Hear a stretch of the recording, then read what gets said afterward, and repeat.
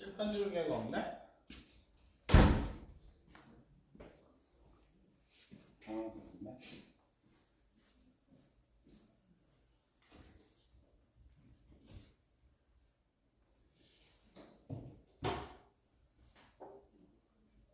한구조를 설명해 드리겠습니다.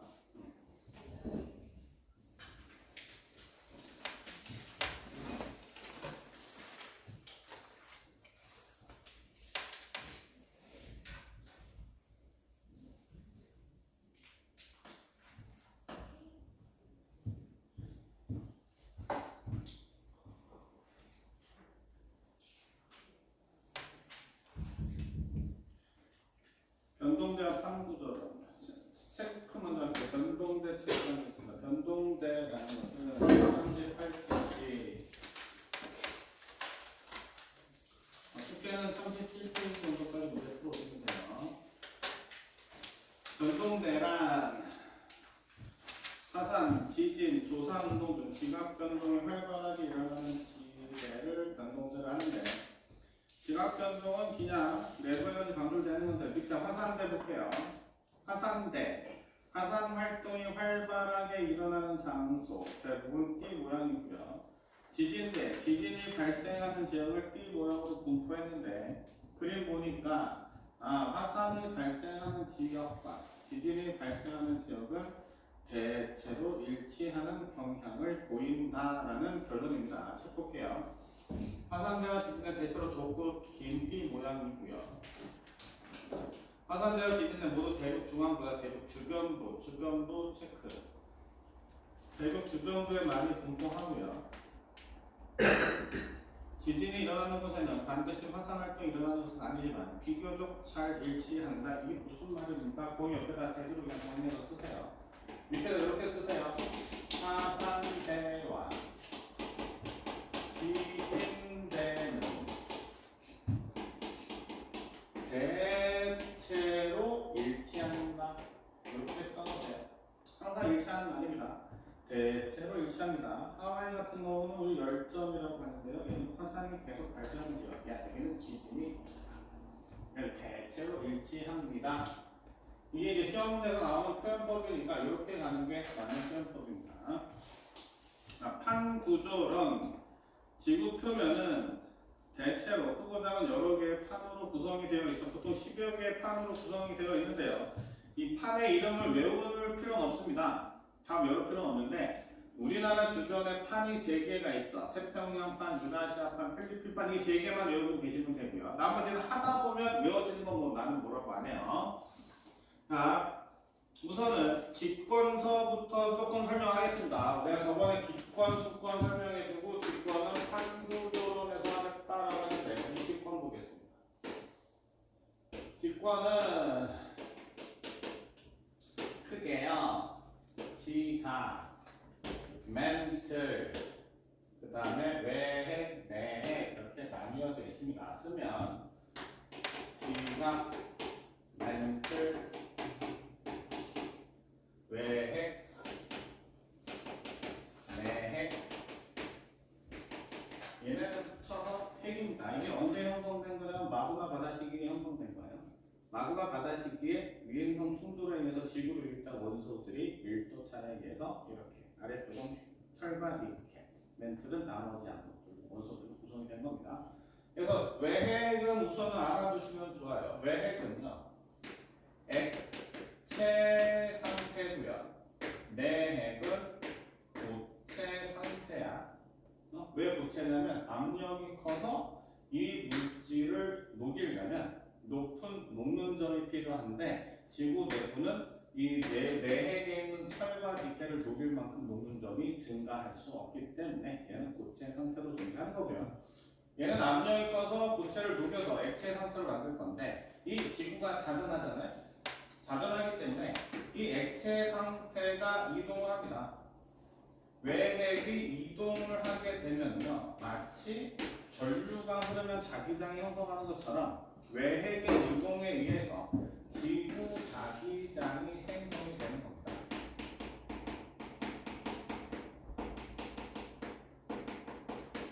그래서 외핵은 요거만 보시면 돼요. 왜냐하면 외핵이 철이잖아요. 철이 이동하면은 전자들이 이렇게 움직여서 전자 이동은 전류의 방향을 형성하잖아요. 지난주에 했던 것처럼 전류가 흐르게 되면 지구 전체에 이렇게 앙페르로 기억하시나요? 이거 가만히 거? 이런 거에서 자기장을 만들어내는 겁니다. 지구자기장은 외핵의 이동 때문에 그렇습니다. 종종 시험에 나오는 거니까 조금 알아줄 필요가 있습니다. 여기까지 됐습니까? 지각은 뭐 딱딱한데요. 지각은 대륙 지각과 해양 지각이 있어요. 대륙 지각과 해양 지각이 있는데 해양 지각이 현무암질 암석이라고 해서 현무암질 암석으로 구성되어 있고 대륙 지각은 유문암질 암석이라는 게 있어요. 근데 이게 현무암질 암석이 좀 무거워. 좀 무겁거든. 유문암질 암석보다 무거워요. 이건 나중에 지구학 2에서 공부를 하면 돼. 해양 지각을 구성하고 있는 물질이 무거운 물질이구나. 그런데요, 멘틀 위에 지각이 떠 있지. 멘틀 위에 지각이 떠 있는데 여기가 멘틀이라고 해봐요. 멘틀인데 무거운 물질과 가벼운 물질이 같은 양으로 같은 부피로 떠 있을 수는 없지. 왜냐면 지각이라는 건 밀도가 다 동일하거든. 지각은 밀도가 동일한데 무거운 놈은요 양이 적어야 되지. 그래야지만 밀도가 작을 거 아니야. 가벼운 놈은 상대적으로 많이 있어야지만 같은 밀도를 유지를 할 거란 말이야. 내 말은 대략 이해가 가나요? 지요? 오케이. 그래서요 해양 지각은 무거워서요 두께가 얇아요. 대륙 지각은 가볍기 때문에 두께가 두꺼운 거야. 됐어요? 요 지각의 평균 두께라고 하는 거는 해양 지각은 얇고 대륙 지각은 두껍기 때문에 얘들은 평균 값을 낸 것밖에 안 됩니다. 응? 그런데 멘틀은요 보통 중앙을 기준으로 해서 위에 쪽을 상부 멘틀이라고 하고요. 멘틀 중앙 아래쪽을 하부 멘틀이라고 하는데 하부 멘틀은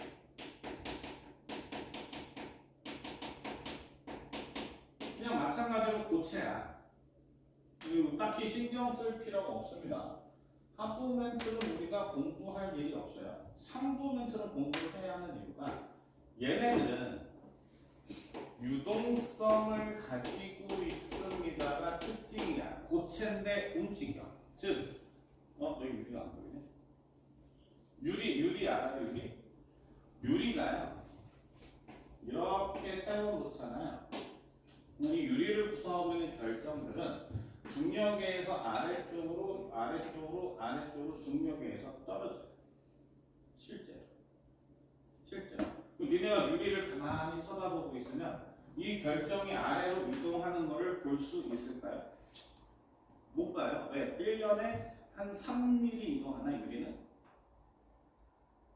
거의 이동하지 않잖아. 근데 이동하지. 그래서 얘네가 한 10년 정도 유리를 세워놓으면요. 위에는 얇아지고 밑에는 두꺼워지는 이런 식으로 유리가 바뀌는 거예요.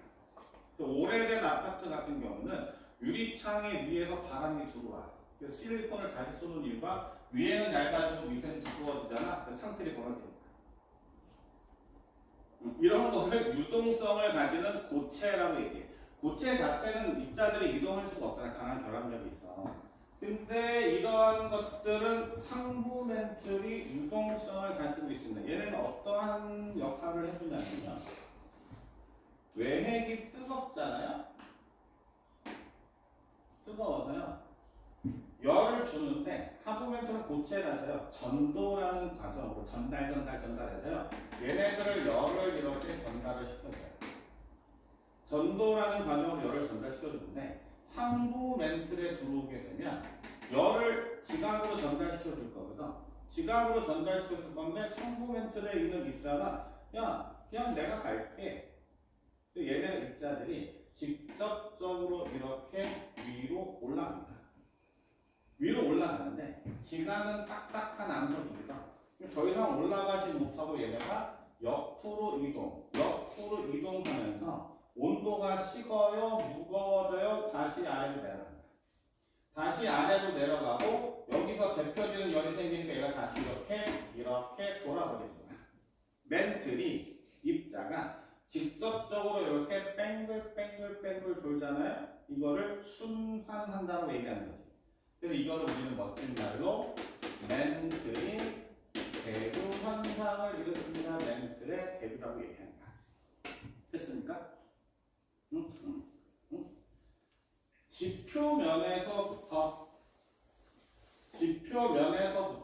지하 100km까지 지표면에서부터 지하 100km까지라면요, 얘들아, 지각 플러스 상부 멘틀의 일부입니다. 지각 플러스 상부 멘틀의 일부에 나는 이 영역을 딱딱한 걸로 구성이 되어 있습니다. 암석권이라고 얘기하고요. 얘네들을 한마디로 판이라고 이야기를 하는 거야.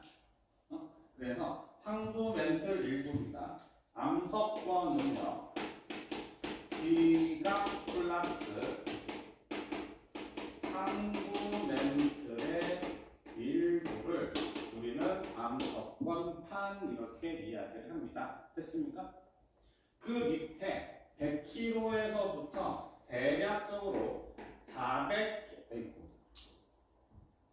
400km까지를 우리는 말랑말랑한 것으로 구성이 되어 있어서요. 이 영역대를 연약권이라고 이야기를 하고요. 이 연약권에서는 멘틀 대류가 일어나요. 이거를 지구과학에서는 연약권에서 대류 현상이 일어나요. 연약권의 대류 현상 이렇게 표현하기도 합니다. 했습니까? 멘틀의 대류라는 말을 지구과학에서는 왜 안 좋아하냐면 여기도 멘틀이잖아. 여기 대류가 없잖아. 멘틀의 대류라는 말을 별로 안 좋아한다. 지구과학 선생님들은. 멘틀의 대류라는 단어 대신에 연약권의 대류라는 말을 지학에서는 좋아해. 됐어? 괜찮아요? 나머지는 그럴 수 없습니다. 지진이라는 것이 있는데, 직관은 이렇게 구성이 되어 있어요. 지진을 공부를 할 건데, 여러분이 무슨 우리가 진도, 뭐 규모 이런 걸 공부하려는 건 아니고요. 지표면이 이렇게 있습니다. 지진은 땅 아래에서 일어나는 거다. 지진은 땅 아래에서 일어납니다.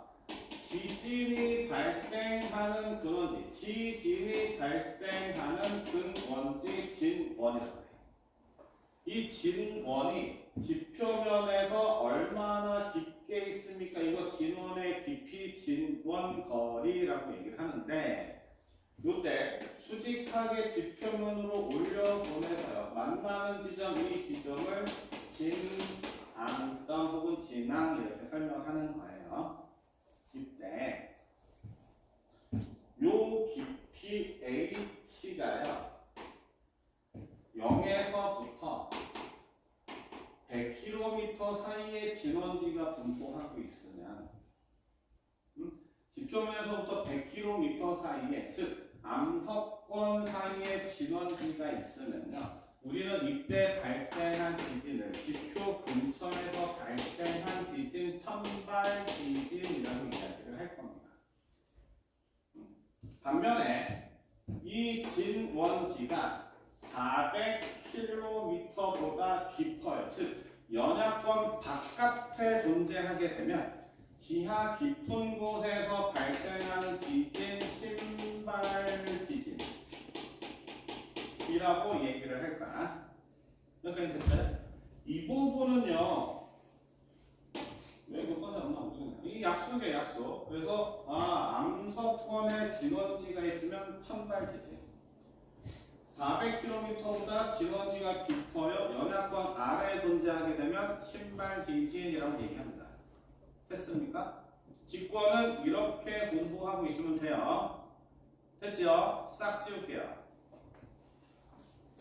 아니다. 여기까지 하고 줄게요. 지금부터 땅덩어리 바다 내부를 그릴 건데요. 우리나라, 일본. 보통 해저 지형을 이렇게 그려요. 바다가 이렇게 있어요. 바다가 이렇게 있으면 여기 부분을 대륙지각 혹은 혹은 대륙판이라고 할게요. 우리 그냥 어차피 판 구조로는 할 거니까 여기를 대륙판, 얘네들은 해양판. 지하 깊은 곳에서요 멘틀이 상승합니다.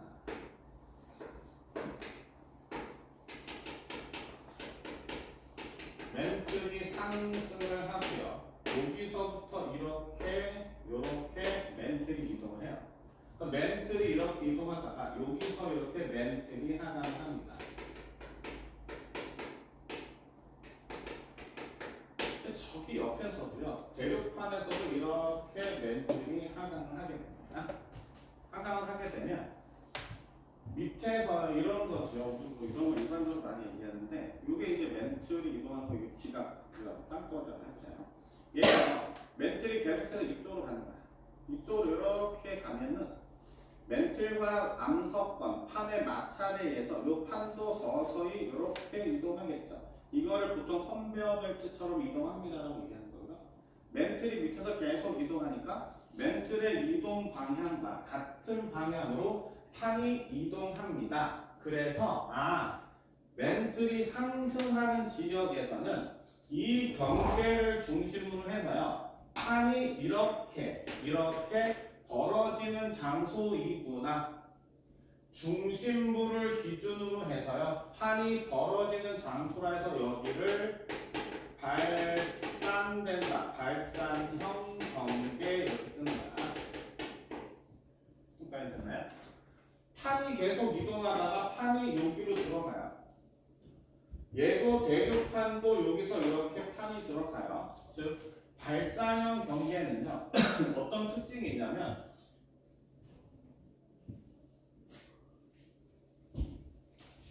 이렇게 밑에서 판이 올라오잖아. 판이 있는데 밑에서 멘틀이 이렇게 벌어지니까 여기에는 원래 지각이 이렇게 붙어 있었을 거 아니야. 근데 이 가운데에서 멘틀이 올라서 계속 옆으로 벌어지니까 이 가운데 있던 땅이 쪼개지면서 이렇게 벌어지는 거야. 벌어지게 되면 여기 부분은 빈 공간이 생기잖아. 이 빈 공간이 생기면 뭐 지구 내부로 구멍이 뚫리냐? 그런 게 아니에요. 얘네들이 조금 어려운데요. 요 발산형 경계 부분을 조금 그림을 다시 확대해서 그리면은 원래 이렇게 일자로 이렇게 있었는데 얘가 이렇게 멀어지면서 중간 부분이 이렇게 깎이는 거야. 벌어지니까 위에 있던 뭐 암석들이 이렇게 굴러떨어지고 혹은 단층이라는 것이 생겨서 이런 식의 정단식이라고 얘기할 거나중에 이런 식으로 지형이 형성이 되는데 여기 부분이 새로운 평야가 만들어져요. 벌어지니까 퇴적물이 쌓이면서 새로운 평야가 생성이 되는 거거든. 이런 식의 땅이 발산형 경계에 만들어지는 거야. 이게 어떻게 생긴 거냐면 이런 모양이지. 그치? 이 영어 알파벳 V. 이 이름을 V자로 이랬어. 옛날에 니네 부모님 시대에. 니네 부모님은 발산형 경계에는 V자 계곡이 형성이 됩니다. V자 곡이라고 얘기하는데 너무 유치한 거야. 요즘에는 뭐라고 얘기하냐면 멘틀이 상승한다는 얘기는 온도가 높은 놈이 올라온다는 얘기잖아요. 온도가 높은 놈이 올라오니까 이 지역은 전체적으로 온도가 높은 계곡입니다. 열곡대를 형성합니다라고 얘기합니다. 외우셔야 돼요. 발산형 경계는 기본적으로 열곡대가 만들어지는데 이 열곡대가요 바다잖아. 열곡대가 바다에 형성돼. 이게 무슨 얘기야? 얘가 수백 킬로, 수천 킬로 이어져 있는 거거든. 바다에 열곡이 형성이 되면 우리는 이 지역의 이름을 바다에 새롭게 형성된 지형이라고 해서 해령이라고 해. 그럼 발산형 경계의 대표적 지형은 해령입니다라고 얘기하는 이유가 대부분 바다에 발산형 경계가 많이 있어서 그렇습니다. 그렇죠? 지금 우리는 전체적인 흐름을 설명을 해주는 거니까 발산형 경계를 해령이라고 아, 판이 벌어지는 장소구나. 여기서 판이 모여요. 판이 모이면 요 라인은요. 대륙판이 오고 해양판이 와. 즉 대륙판과 해양판이 이렇게 부딪히는 데야. 판이 모이지. 그치? 내가 여러분들의 의견을 하나하나 모아서 하나하나 수렴해서 라는 뜻이잖아. 모인다는 얘기는 수렴한다는 얘기여서요. 이 모이는 장소를 수렴형 경계 이렇게 쓸 건데 얘는 대륙판이고 얘는 해양판이야. 대륙판과 해양판은 밀도가 달라요. 해양판이 무겁거든. 해양판이 대륙판으로 이렇게 와서 만나면 무겁잖아. 무거운 놈은 내려간다고 했지. 밀도가 크니까. 만나면 얘가 이렇게 아래로 내려갈 건데 이 내려가는 현상을 섭입됩니다라고 얘기를 하는 거야. 용어입니다. 해양판이 대륙판 아래로 섭입됩니다라고 얘기를 하는 겁니다. 아, 수렴형 경계는 섭입이 있구나. 됐어요? 섭입이 되는데 해양판이 그냥 혼자 내려가면은 조금 슬픈 거야. 혼자 외우고 슬프잖아. 그래서 이놈이 내려가 부딪히잖아요. 내려가면 마찰에서 순간적으로 접촉이 된다. 이게 암송의 맹용접이라고 얘기하거든요. 순간적으로 접촉돼서 얘가 해양판이 대륙판을 이렇게 끌고 내려가요. 끌고 내려가면 이런 식의 공간이 형성이 돼요. 그 공간이 요거거든. 해양판이 대륙판을 끌고 내려가다 보니까 이렇게 바다에 깊은 계곡을 형성하게 되는데 이 바다의 깊은 계곡을 해구라고 얘기를 해요. 여러분 마리아나 해구 이런 거 들어봤어요? 해구가 이런 거야. 깊잖아요. 보통 7,000m 이상의 수심을 가진 곳을 우리는 해구라고 하거든. 해양판이 대륙판을 끌고 내려가서 해구를 만들어냅니다. 여기까지는 됐어요? 됐어요? 발산형 경계에서요. 수렴형 경계로 판이 이렇게 이동을 하는데요. 가만히 보니까 발산형 경계에서는 판이 없어지면 새로운 땅이 형성되잖아요. 새로운 땅이 형성돼서 발산형 경계는 일반적으로 판이 생성되는 장소입니다라고 표현을 하고요. 해양판이 대륙판 아래로 섭입이 되면 위에서 쳐다보면요. 해양판이 대륙판 아래로 사라지니까 판이 소멸됩니다라고 얘기를 할 수 있답니다. 그래서 수렴형 경계는요. 판의 소멸이 일어나는 장소구나 이렇게 많이 이야기를 합니다. 새로운 판이 만들어집니다. 아, 발산형 경계구나. 판이 소멸됩니다. 수렴형 경계구나. 이렇게 구분해 주는 거야. 여기까지 됐어요? 됐어?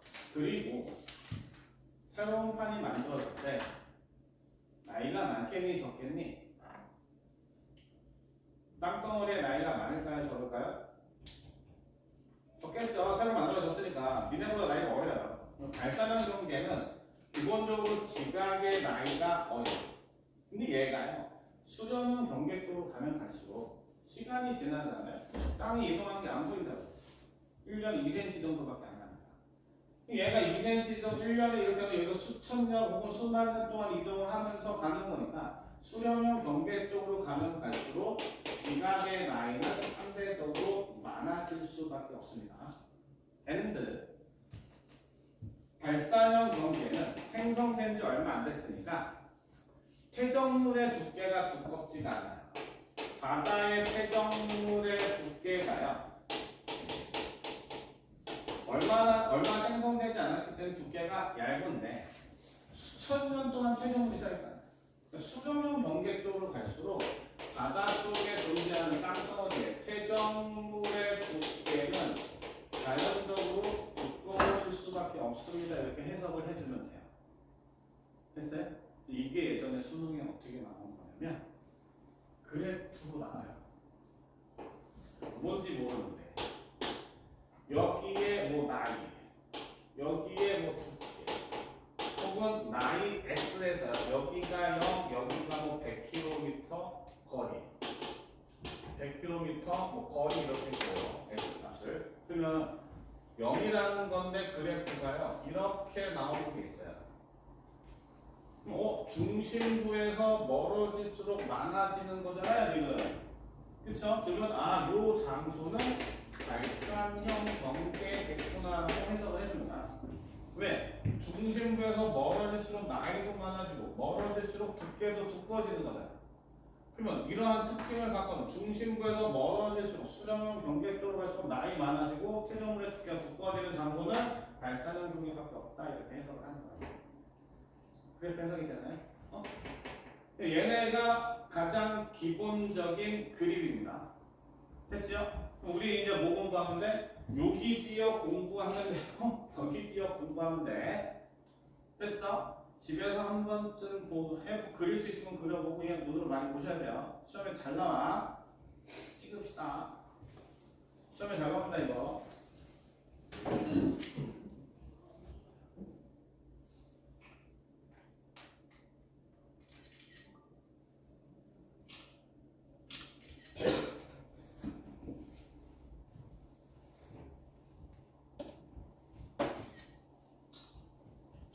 수렴형 경계부터 공부를 하겠습니다.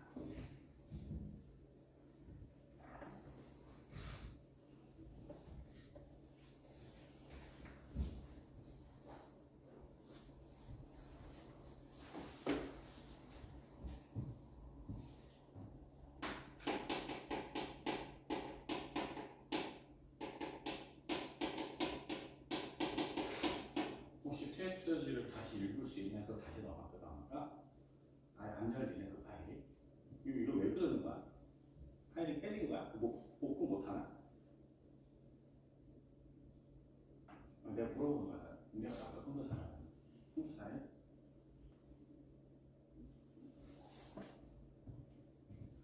아니 시험 안 볼 테니까 궁금해서 그래. 시험 안 볼게. 복구 못해? 아는 놈이지. 수렴 경계 요 부분을 조금 따로 뺐습니다. 우리나라 근처입니다. 수렴형 경계는 보통 이런 식으로 그려요. 판이요, 해양판이 여기에 존재하고요. 여기가 대륙판인데 대륙판이 이렇게, 해양판이 이렇게 내려가는데 해양판이 밀도가 크니까 밀도가 큰 놈이 밀도가 작은 놈 아래로 섭입됩니다라고 해서요. 이러한 수렴형 경계를 섭입형 경계라고 이야기를 할 거야. 수렴형 경계는 뭐 하나밖에 없습니까? 그렇지 않습니다. 얘네들의 종류가 대륙판하고 해양판이 충돌하는 경우가 있어요. 해양판과 해양판이 충돌하는 경우가 있어요. 대륙판과 대륙판이 충돌하는 경우가 있어요. 요거는 제일 쉬워. 히말라야 산맥, 알프스 히말라야 산맥만 기억하면 되는데 대륙판과 해양판이 충돌하는 경우가 제일 중요합니다. 왜 제일 중요하냐면 우리나라의 케이스라서 그렇습니다. 보면 대륙판과 해양판이 충돌하는 케이스인데요. 해양판이 대륙판 아래로 내려가는데 얘네가 해양판이 대륙판을 끌고 내려간다고 하죠. 그래서 섭입이 됩니다라고 얘기를 할 건데 이때 해양판과 대륙판의 이동 속도가 같지 않잖아요. 같지 않거든? 같지 않다 보니까 얘네들이 마찰에 의해서 압력이 높아지고 온도가 높아지고 여기서 마그마가 발생하는 장소, 지진이 발생하는 장소입니다라고 해서요. 여기를 베니오프대라고 이야기하기도 해. 우리는 그 베니오프대가 중요한 게 아니라 여기서 암석들이 녹아요. 지진이 발생할 수 있거든.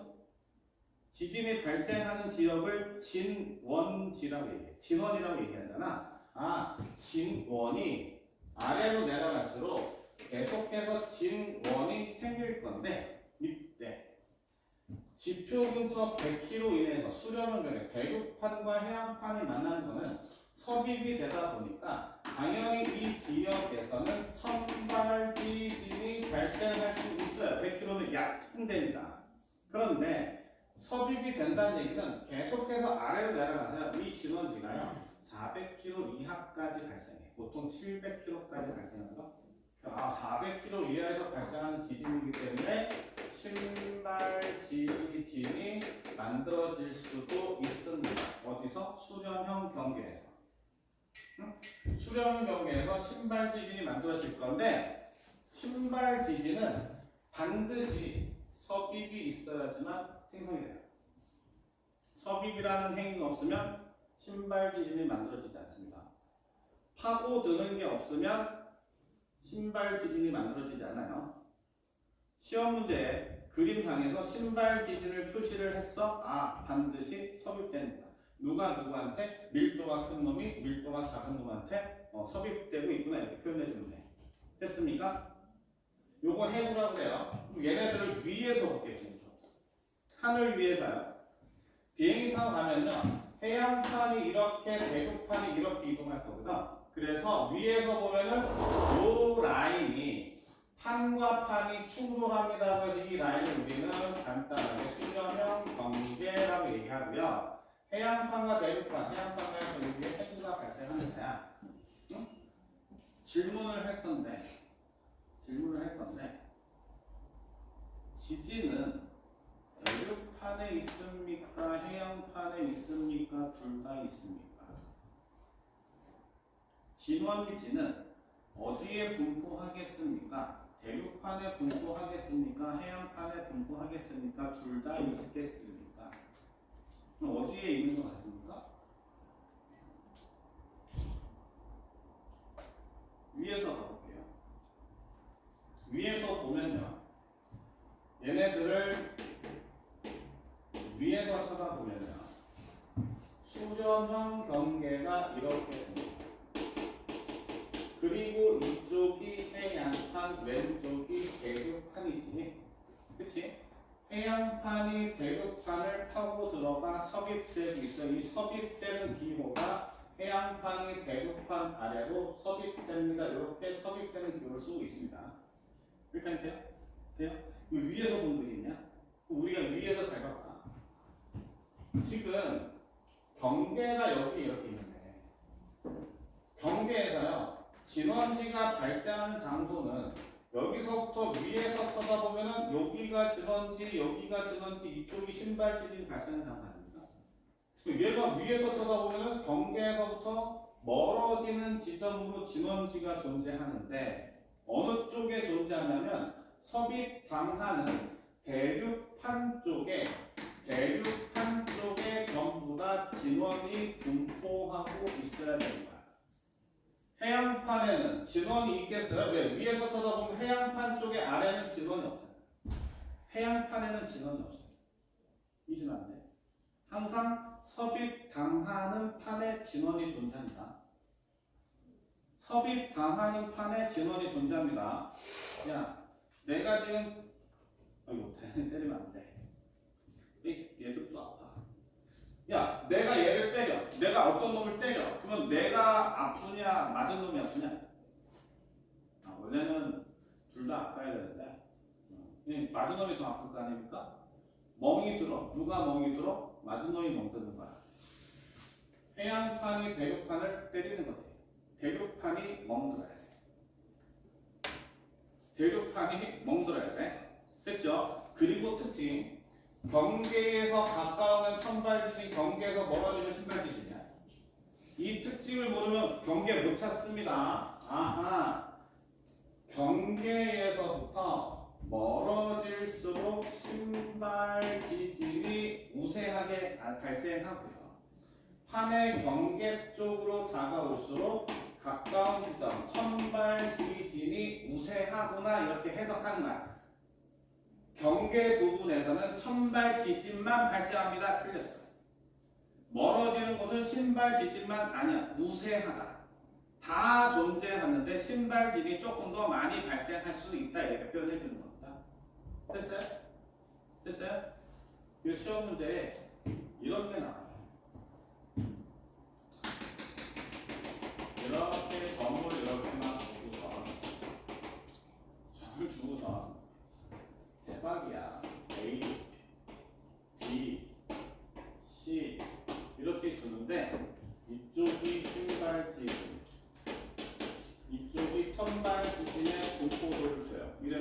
시험 문제 다음 세 개 중 판의 경계가 될 수 있는 지역은 뭐다? 판의 경계를 찾아내래. 그럼 우리는 뭘 하냐면 신발 지진이 반드시 섭입돼야 됩니다. 섭입돼야 되고 판의 경계에서 멀어져야지만 신발 지진이 발생할 거 아닙니까? 그러니까 얘가 가장 멀어야 돼. 그럼 당연히 뭐겠어요? C가 판의 경계일 수밖에 없겠구나. 왜? B는 절대 나올 수가 없어. 왜냐면 신발질이 있다는 얘기는 수렴형 경계잖아요. 둘 중에 하나가 밀도가 큰 놈이야. 즉 B가 만약에 경계라면 이렇게 섭입됐다는 얘기야. 신발질 쪽으로. 섭입하는 놈은 절대로 진원지가 발생할 수가 없잖아. 근데 이게 판의 경계라면 여기도 진원지가 있으니까 얘는 절대 판의 경계가 될 수가 없다. 됐네? 얘가 판의 경계가 될 수가 없는 거는 판의 경계에서 가까운데 어떻게 신발지진이 존재하겠습니까? 그래서 판의 경계가 될 수가 없다. 그래서 판의 경계는 C가 판의 경계일 수밖에 없다라고 얘기를 합니다. 이게 수능 문제였어요.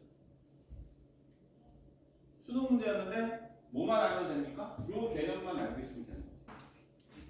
됐죠? 됐습니까? 그래서 대륙판과 해양판이 충돌하는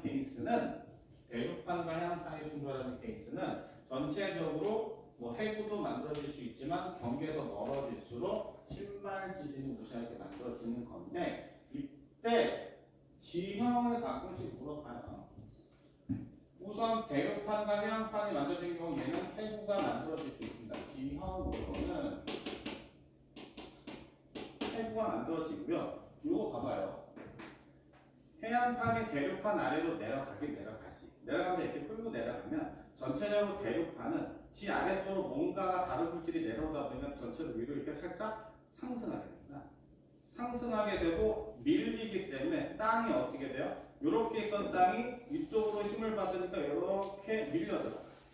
지질 구조는 습곡이 만들어지는데 이렇게 휘어진 전체적으로 큰 산들이 쫙 이어져 있어요. 이것을 습곡산맥이라고 합니다.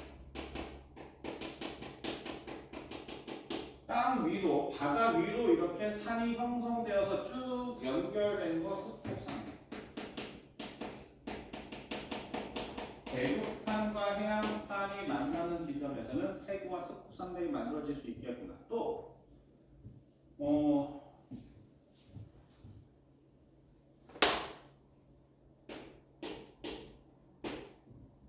우리나라인데 우리나라 주변에는 세 개의 판이 존재합니다.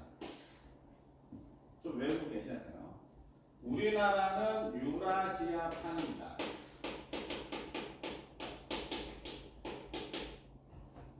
좀 특이점 있죠? 일본이 안 보이죠? 일본은 아직 생기지 않았습니다. 일본은 중생대 때 만들어진 섬나라.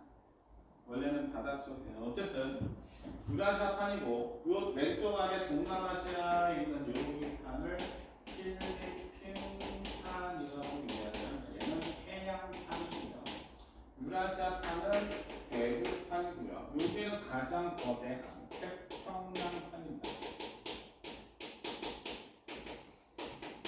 참고로 우리나라 주변에는 전부 다 수렴형 경계만 존재합니다. 전부 다 수렴형 경계만 존재합니다. 왜 그러냐면 유라시아판이 이렇게 판의 중심부에서 판의 경계 쪽으로 이동하고요. 태평양판은 저기 밑에 라스카판이라는 게 있어요. 여기서부터 이렇게 해서 이런 식으로 판이 이렇게 이동을 합니다. 그럼 우리나라 주변에는 전부 다 수렴형 경계밖에 없습니다. 기억을 해두면 좋아요. 우리나라 주변은 무조건 수렴형 경계가 존재합니다. 봐봐요. 해안판과 대륙판이 충돌하죠. 해안판과 대륙판이 충돌하니까 태평양판이 유라시아판 아래로 섭입돼야 돼. 그럼 진원지가 생기는 장소는 요 라인은 진원지가 형성이 될 겁니다. 여기까지 됐나요? 태평양판과 필리핀판이 만들어질 건데요. 충돌할 건데 누가 아래로 내려가는지를 가만히 보세요. 139페이지에 전 세계 판의 분포의 그림이 하나 있어. 밑에 찾았나요? 세계지도 보시면 우리나라 찾을 줄 알죠? 태평양 왼쪽이 우리나라니까. 여기 브라질 있는 멕시코 있는 요 라인 남아메리카 지역에 가만히 그 옆에 보시면 이런 식으로 돼가고요. 나스카판이라는 것이 있어요. 찾았니? 태평양판 오른쪽 아래 부분에 나스카판이라는 게 있어. 찾았어요? 필리핀판, 우리나라 판 옆에 필리핀판이라고 이렇게 삼각형 모양 이렇게 살짝 필리핀판이 있어. 찾았나? 찾았어요? 자 보세요. 여기 봐봐. 나 좀 봐봐요. 태평양은요. 이 나스카판이 발산지역이거든. 여기서 판이 만들어졌어요. 태평양이 여기서 생성된 놈이 여기서부터 이따시만큼 여기서 이만큼 이동한 거야. 몇 년 동안 이동할 거니? 이거 수만 년 동안 이동한 거거든. 수만 년 동안 이동해서 여기까지 온 거야. 기본적으로 여기 지역은 퇴적물이 엄청나게 두껍게 쌓였으니까 여기 지역은 무겁겠지. 먼 거리를 이동해서 온 거잖아. 당연히 무거운 거야. 필리핀판은 얘네들 크기가 작아. 여기서 생성된 놈이 퇴적물이 쌓이면서 여기까지 올 때 퇴적물의 두께가 얼마 안 돼. 또한 필리핀판은 속력이 겁나 빨라. 그냥 속하고 봐. 퇴적물의 두께가 얇아. 퇴적물의 두께가 얇은 놈과 두께가 두꺼운 놈이 만나네요. 누가 내려가? 두꺼운 놈이 내려가겠지. 수만 년 동안 퇴적된 놈, 무거운 놈이 내려가는 거야. 그래서 태평양판과 필리핀판이 만나면 태평양판이 필리핀판 아래로 섭입돼. 그러면 진원지는 여기 이렇게 진원지가 생기겠죠. 됐어요? 필리핀판과 유라시아판이 만나면 이렇게 진원지가 생깁니다. 여기에요. 마리아나 해구가 여기 있어요. 들어는 봤어요. 마리아나 해구요. 지구상에서 가장 깊은 곳. 여기랍니다. 보면 돼요. 중요한 거는요. 진원지가 이렇게 있고요. 이런 곳에서 지진이 발생하는데 압력이 높으니까 마그마도 생길 거 아니에요. 이 마그마가 압력에서 이렇게 뚫고 나와. 어디서 마그마가 뚫고 나올 거냐면 진원지가 존재하는 섭입 남한 쪽에서 마그마가 뚫고 나와서 화산섬을 만들어내는 겁니다. 이것을 열도라고 해. 화산에 의해서 만든 열이 발생해서 만들어진 섬이라고 해서 얘네들을 열도라고 얘기를 하는데 일본 열도 이러죠. 열도라고 얘기하는데 이 열도가 경계와 나란하게 형성이 돼. 항상 경계와 나란하게 형성이 되는데 이게 부채꼴 모양의 열도다라고 해서요. 부채꼴 모양 호상열도라고 얘기하는 거야. 됐어요? 책 볼게요. 이제 140페이지 수렴형 경계 밑에 볼게요. 가까워지는 두 판인데 우선 저기 가운데 보시면 해양판과 대륙판 볼게요. 두 번째 해양판과 대륙판이 충돌하게 되면 우선은 해구가 만들어집니다. 그리고 오른쪽에 진영이 돼. 해구 동그라미. 그 다음 화산 만들어지는데 그 밑에 보시면 호상열도 밑줄 142페이지의 표 가운데 표 대륙판과 해양판이 충돌하는 걸 보입니다. 그림 오른쪽에 해구 만들어집니다. 해구 동그라미 화산에서 화산활동 체크하시고 밑에 호상열도 밑줄 치세요. 그 다음 세 번째 동그라미 해구에서 대륙 쪽으로 갈수록 진원의 깊이가 점점 깊어져서요. 선발 지진서부터 신발 지진까지 발생합니다. 대표적인 장소 밑에 안데스 산맥 밑줄.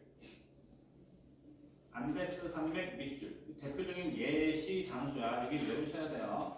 안데스 산맥이 어디냐면 여기야. 나스카판에 남아메리카판이 있는 곳인데요. 여기 제가 옛날에 여행 갔는데 엄청 척박합니다. 여기는 화산 활동이 심해서요. 이따가 외운 거 알려드릴게요. 그 다음에 해양판과 해안판이 만나는 경우도 있어요. 필리핀판과 태평양판이 만나는 케이스인데요. 우선 해구 만들어지고 호상열도도 만들어져. 그리고 천발지진 뭐 이런 것도 있고요. 뭐 마리아나 해구, 알루산열 해구 이렇게 다 똑같은 건데, 얘들아, 필리핀판과 태평양판이 만난대요. 즉 해양판과 해양판이 만날 때는요. 호상열도 무슨 뭐 해구 다 만들어지는데 여기는 습곡 산맥은 형성되지 않아요. 왜 그러냐면 바닷속에서 판과 판이 충돌해서 이렇게 올라오긴 올라올 건데 바닷속에서 만들어지는 거잖아. 그 바닷속에서 만들어지는 건 습곡 산맥이라고 하지 않아. 해수면 위로 올라와서 오랜 먼 거리를 산맥으로 형성하는 것, 즉 안데스 산맥 혹은 알프스 산맥, 히말라야 산맥처럼 땅 위에서 쭉 연결된 것을 습곡 산맥이라고 하거든. 해양판과 해양판이 만들어지는 장소에서는 습곡 산맥이 만들어지지 않습니다. 조심하셔야 돼요. 시험 문제 어떻게 나오냐면 수렴형 경계에서는 습곡 산맥이 생성이 된다 그러면 틀린 표현이에요. 진짜 조심해야 돼요. 진짜 조심해야 돼요. 여기는 습곡산맥 가능합니다. 여기도 습곡산맥이 만들어질 수 있습니다. 하지만 여기서는 습곡산맥이 안 만들어지는 거야. 그러니까 모든 수렴 경계에서 습곡산맥이 만들어지는 건 아니라는 거. 안 되는 지점을 조금 기억하셔야 됩니다. 책에다가 해양판과 해양판에서 알류산 열도 옆에 빈 공간 있죠. 거기다 써놔. 습곡산맥 생성되지 않는다. 어이씨.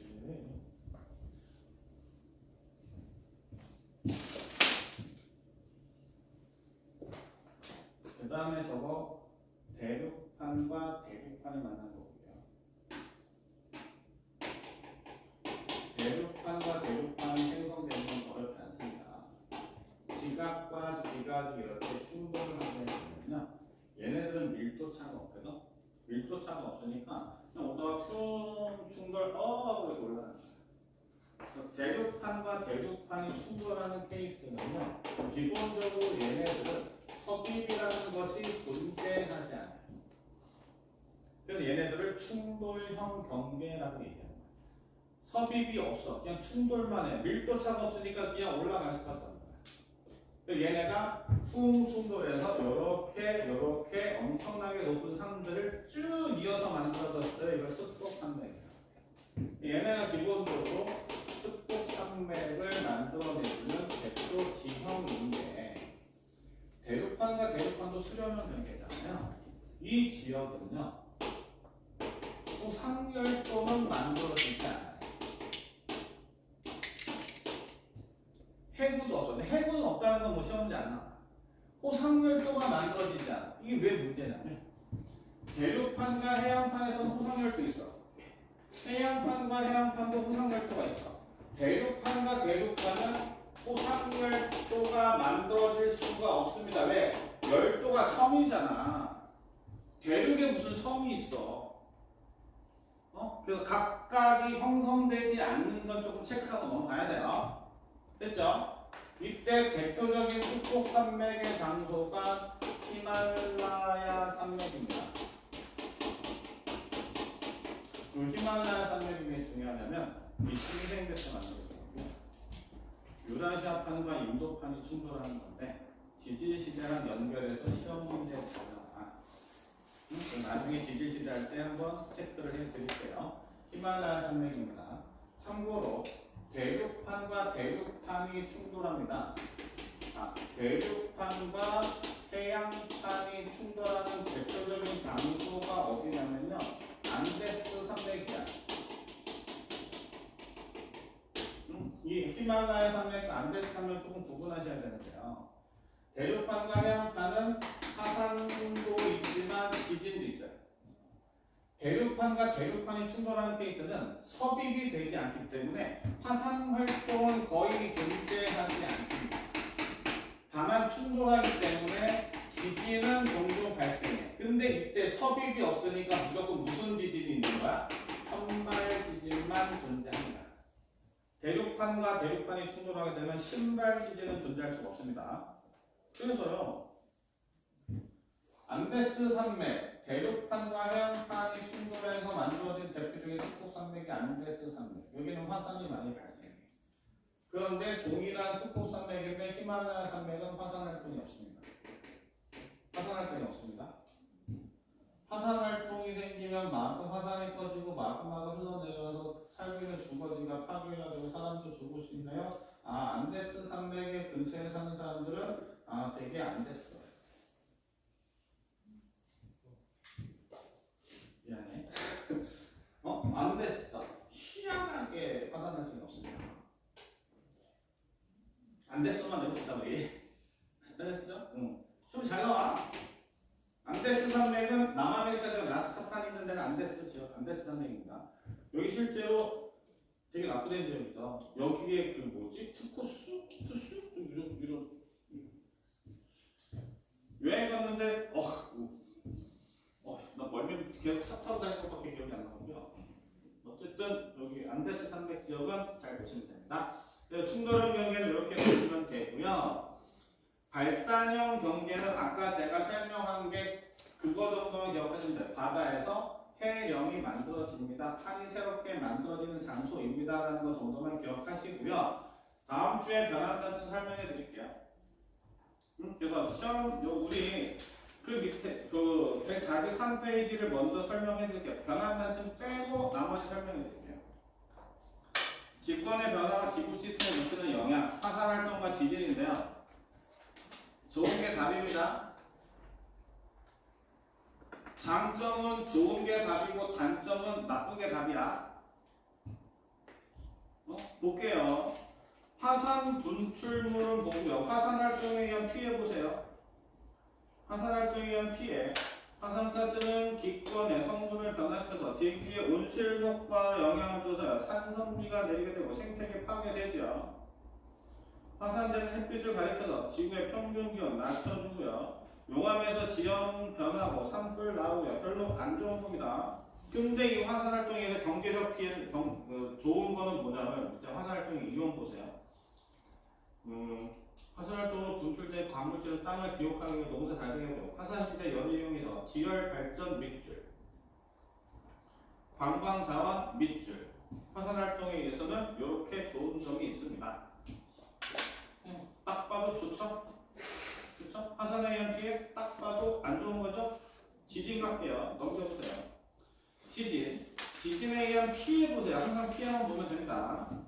피해는 화산 폭발, 붕괴, 지진파 형태로 사방으로 퍼져나가는데 우선 환경의 피해, 사회 경제적 피해 쭉 보시면 나쁜 거죠. 그렇죠? 딱 봐도 나빠요. 단점입니다. 단점. 밑에 보시면 지진의 이용, 지진일 때 발생한 지진파를 분석하여 지구 내부 구조를 연구한다. 인공 지진을 일으켜서 지하 구조 파악해서 지하 자원을 탐사하거나 도, 댐 등 건설에 적합한 장소를 찾는다. 시험에 안 나온다. 지진은 피해만 보시면 되고요. 화산은 피해와 장점, 화산의 활동에 의해서 우리가 얻어갈 수 있는 경제적 이득 정도만 보시면 됩니다. 단순 암기 파트야. 됐습니까? 네, 여러분들 저기 숙제는 147쪽서부터 문제를 풀 건데요. 변환단층에 해당하는 건 풀지 마세요. 즉 21번서부터는 풀지 마세요. 21번부터는 풀지 마시고요. 실력원 문제는 다 풀면 돼요. 21번, 22번, 23번 이런 거 풀지 마시고요. 13번도 풀지 마세요.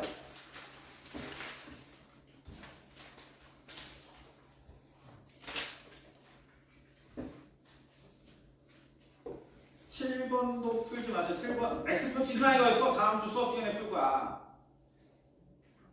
알았어. 엑스표 치. 수업 시간에 풀 겁니다. 요 정도 빼고 나머지 다 풀어오시면 됩니다. 됐죠? 그 다음에 내가 선물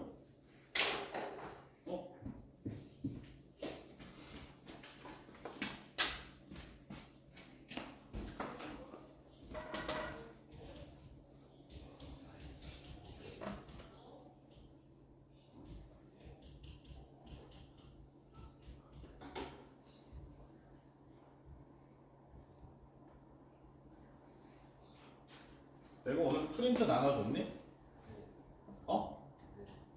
나눠줬냐? 지구 시스템 프린트 나눠줬어요? 주차별 문제? 이거. 아이씨. 그거 풀어보세요? 아셨죠? 오늘은 수업 여기까지 합시다. 잠깐 쉬었다가 오늘 7시부터 클리닉 하자. 지난주는 그냥 계속 보내준 거잖아. 오늘 그 프린트 문제를 오늘 그냥 여기서 풀고 가시고요. 채점하고 나서 질문을 하시면 될 것 같아요. 아셨죠? 7시부터 시작할게요. 그때 질문들 받겠습니다. 그때는 저기 뭐지? 여기 이후부터 계속 반복해서 갈 거니까 다음 주에 질문 시작합시다. 앞부분은 어떻게 하죠? 이거요? 12월. 네.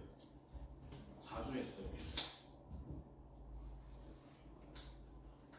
그래서 물리는 이제 원래 다음 주인데 그래서 소장 얘기했어요. 다음 주에 생명식 해놓고 그다음에 물리를 할 거야. 다음은 이제 하면 차례대로 하면 돼요. 앞부분은 내 나중에 밴드 주소 보낼 테니까 참고해서 좀. 첫 갑시다.